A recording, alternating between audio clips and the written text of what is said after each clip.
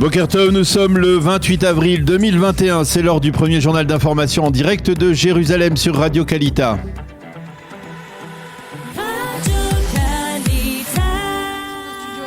Avec notre correspondant Daniel Haïk. Bonjour Daniel, à la une de l'actualité ce matin, la menace terroriste et ce léger regain de tension dans le sud d'Israël.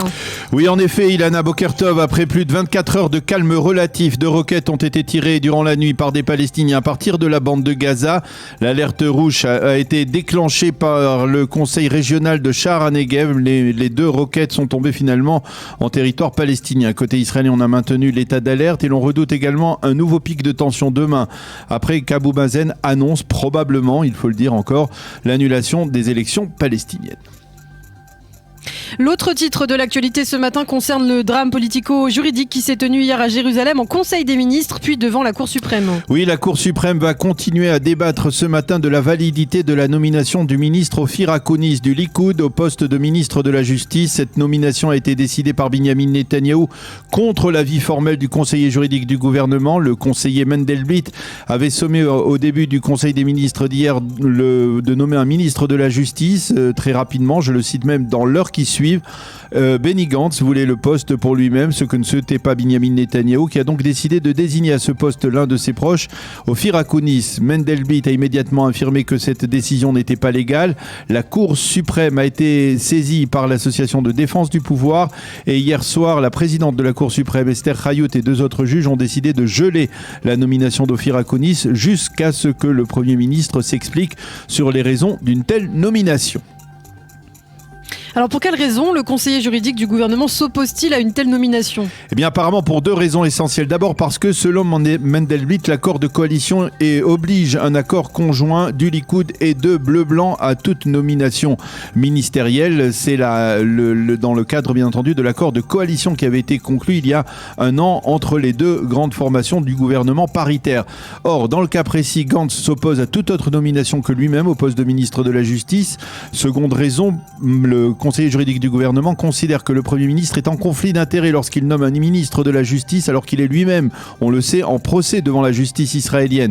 Au Likoud, on rejette cette interprétation du conseiller juridique du gouvernement et l'on affirme que l'accord de coalition n'était valable que pour la 23e Knesset et que de facto, il n'a plus lieu d'exister dans la 24e Knesset. Mendelblit estime que tant que le gouvernement sortant fonctionne, l'accord de coalition doit se maintenir. Un développement juridique important qui pourrait avoir des répercussions sur la crise politique actuelle. Oui, au Likoud, c'est ce que l'on redoute. Certains responsables du grand parti de droite estiment que M. Netanyahou n'aurait pas dû provoquer un tel scandale juridique alors qu'il était en passe de trouver une solution permettant la formation d'un gouvernement restreint de droite. Un gouvernement dans lequel il ne serait que le second Premier ministre pendant plus d'1 an.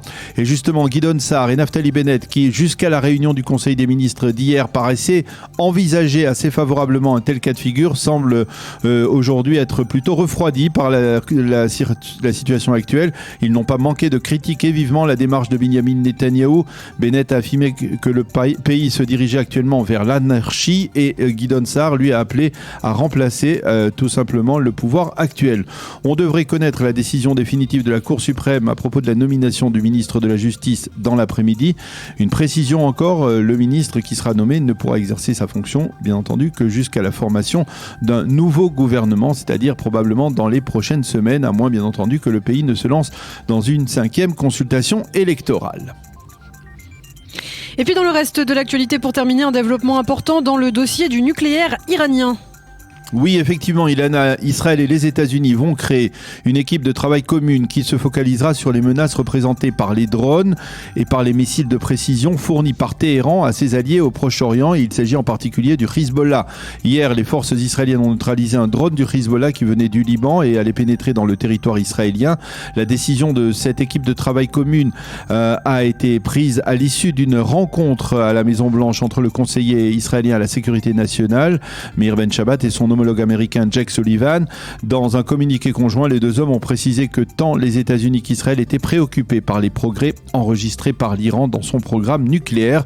Nos 2 pays, ont-ils dit, reconnaissent qu'il y a là une menace grave pour le Moyen-Orient. C'est la fin de ce premier journal d'information.